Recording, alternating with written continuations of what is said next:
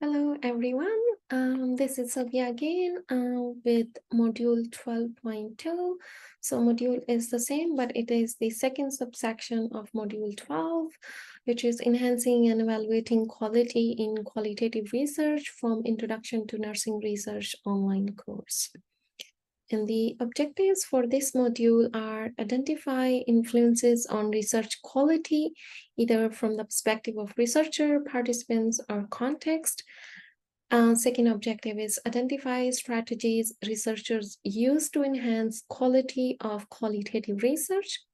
And the last objective for this presentation is recognize the ways researchers influence the process and outcome of qualitative research.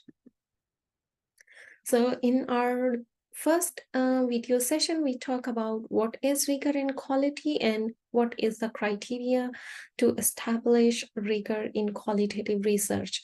So from this module onward, we will be learning about the different strategies that researchers use to address that criterion, that trustworthiness, and to achieve those 4 sub-criterion of trustworthiness through using multiple strategies. So just for this slide, I'll be using this slide consistently in our further subsequent module sessions, because we will keep discussing the strategies one by one throughout the further video sessions. So in this video, I'm just going to talk about the first strategy, which is called member checking.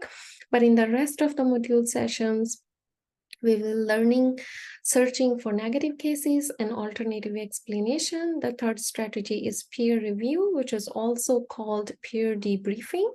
The fourth strategy is called triangulation. The fifth one is the audit or decision trail.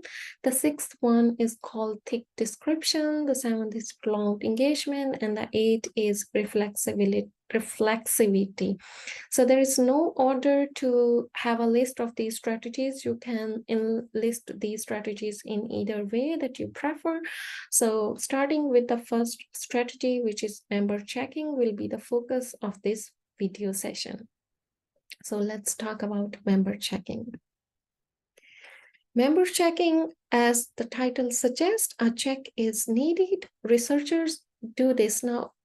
Now we learned about like member checking is that a check is needed, but how researchers do this member checking.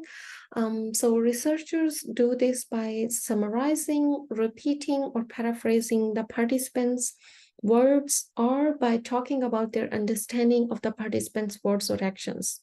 They then ask whether the participants feel that the interpretation is a true and fair representation of their perspectives. So how do they do that? So researchers use different ways to communicate to the participants that the interpretations that researchers made are either a true reflection of participants' words or thoughts or perspectives or not. So there are 4 ways that are listed on this slide that researchers use to practice member checking. So the first way of doing member checking is that researchers present participants with a transcript of their interviews or field notes of observations and ask the participants to comment on the content. So they comment on the content. They can say like either this, yes, this is a true reflection of what we stated when you did the data collection. They either can refute or they can negate, like they can say this does not reflect what we have said during the process of data collection. This is very time-consuming process, and research participants cannot comment on the researcher's interpretation of their perspectives. Although this is an acceptable procedure, we would not advise researchers to do this because of the time it takes. So that's what the qualitative researchers suggested, that the researcher shouldn't practice this member checking due to the time it requires in doing so. The second way could be the interviewer can give the participants not the whole transcript or a copy of the field notes, but just a summary of their interviews. So for example, you are a researcher and you did an interview, and then you develop a summary of that interview, and then you give that summary to the participant and ask them their interpretation of their words. So this is a more useful way of confirming the ideas and the meaning of the account rather than giving participants the whole transcripts. Neither the participants will have that much time to go through and read all the transcript and then get back to you to let you know if that's the true representation of what they said when you did the data collection. So interviewers can discuss their own interpretation and discuss the meaning of participants' words and actions. So it is a check on the understanding of the account. So participants may change meaning and correct errors that they identify. The check may also add more clarity or trigger or extend ideas that go beyond the original interview. So that would be another challenge.